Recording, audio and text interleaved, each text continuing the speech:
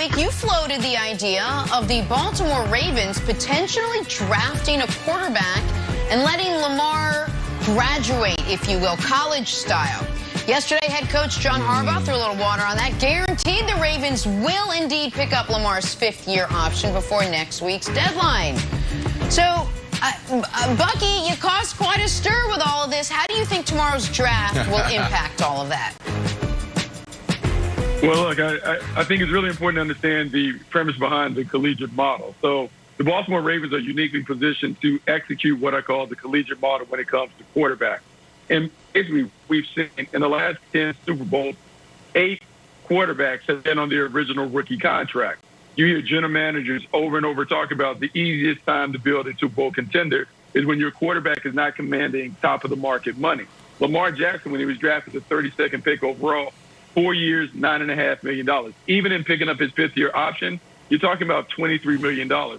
In a league in which Dak Prescott and others are making over $40 million, they're paying 50% of the cost for a marquee player. And so, in theory, if you think about this, let's just say Justin Fields or Trey Lance begins to slide down the board because of some shenanigans that may take place in the top 10.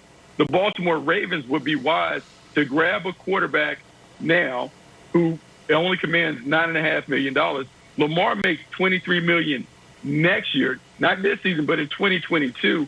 And at that point, if you and Lamar Jackson can't come to terms on a $40 million deal, you can let him go, keep the team intact, and start it all over again with the rookie quarterback. And so when I think about this and I think about the marquee stars that they have on their team, the team will continue to be strong, even though you may take a little step back when you move on from Lamar Jackson, even though I recognize Lamar Jackson's greatness as an MVP. Bucky, when I heard this, like, not Bucky, that's my guy. Like, so respected in the industry. Here's why, I don't believe in this collegiate model, is because at the collegiate level, every year you got to go get the top recruit at each position. Who's going to be the receiver this year? Who's going to be the quarterback this year?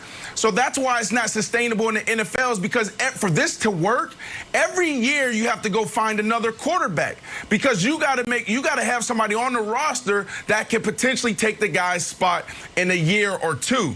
This just doesn't make sense to me, because Baltimore, when you look at how they're built, defense is what won them championships. Well, now, that things have changed there. They're still playing defense at a high level, but Ray Lewis isn't walking back in that building. Ed Reed isn't walking back in that building. Actually, when they walked out that building, they started struggling. And who brought them back to the Baltimore Ravens was Lamar Jackson. Lamar Jackson was in 2018, took over for a struggling Flacco, and then he led them to a playoffs, and then last year led them to a playoffs, won MVP, and then again this year. Like, this is a really good team. They were 11-5 last year. Like, the problem to me is Greg Roman. Greg Roman, can you develop an offense that makes sense for this guy, meaning more of the passing game? Like, quarterbacks don't grow on trees. Now, I will give you credit for this, Bucky, and because I do understand where you're going. I do think there's a philosophical shift in the National Football League where we're going to do things differently. Like a #1 pick, how much value does a #1 draft pick really have? When you look at trading for guys or going into free agency, when you look at the quarterback position and all these things, guys aren't going with the status quo anymore. I just don't think the quarterback position, having a revolving door there, is not sustainable, because you need a guy that can come in, Nick, and can make plays and also manage the game. And that's hard to find. I don't care what you say. That's hard to find. I had 17 of them. Right. And you need to hit on your first-round pick quarterback, which, as you see from a lot of teams, is very, very difficult. But, Bucky, what you're suggesting here, I actually think is going to happen, but not with this player. What you're suggesting, I think, and tell me, I don't want to put words in your mouth, is a team drafts a first-round quarterback. He's good, but deep down, the team says, our system is kind of the star. We've put a ton of talent around him, and the moment we have to tear some of that talent away to pay him, he is going to be exposed, a la what I would argue happened to Jared Goff. And he's been successful, And he has massive trade value for us. Because the part you haven't discussed in the Lamar thing, if they were to do it, is if they draft a quarterback this year and then next year, when Lamar's on his fifth-year option, they were to put him on the market, they recoup all those first-round picks and then some. Like, he's worth 3 first-round picks at least. It's the discussion we were having about Deshaun Watson. So what I do think a team eventually will do is exactly what you're saying. Draft a quarterback. Now, he's not Mahomes, so he's not a superstar. And I think Lamar's not Mahomes, but Lamar's a superstar. He's a Matt Stafford, a guy who's good. And he's good, and he's been worth the pick. But the team says to itself, man, if we pay him like he's the best quarterback in the league, we're not going to be able to be good enough. Like, is that kind of... So I guess my question to you is, how much of what you're talking about is specifically Lamar, and how much of it is just holistically that there will be a team that trades a good quarterback so they can reset this cycle? No, I think, Nick, you touch on 2 things, because I think it can be used both ways. We can use Baltimore specifically because if we talk about Baltimore, let's just look at Greg Roman's track record when it comes to Alex Smith, then Colin Kaepernick, even Tyrod Taylor, and now Lamar Jackson. Now, Lamar Jackson has exceeded what those guys did, but I think you can see the graduation plan in terms of how they were able to move on. And the system and the team has been able to be successful in Baltimore and San Francisco. But more specifically, I think it is a holistic view. I believe the team that you really can keep an eye on, let's think about the forward thinking Cleveland Browns when it comes to their analytical department and Baker Mayfield. Yes, they picked up his 5th-year option, and he's going to be a guy that plays for them or whatever. But when you really look at this team, you can make the argument that the system is the star, that their running backs, the offensive line, the defense, the way that Kevin Stefanski's variation of the Shanahan system really elevates the quarterback.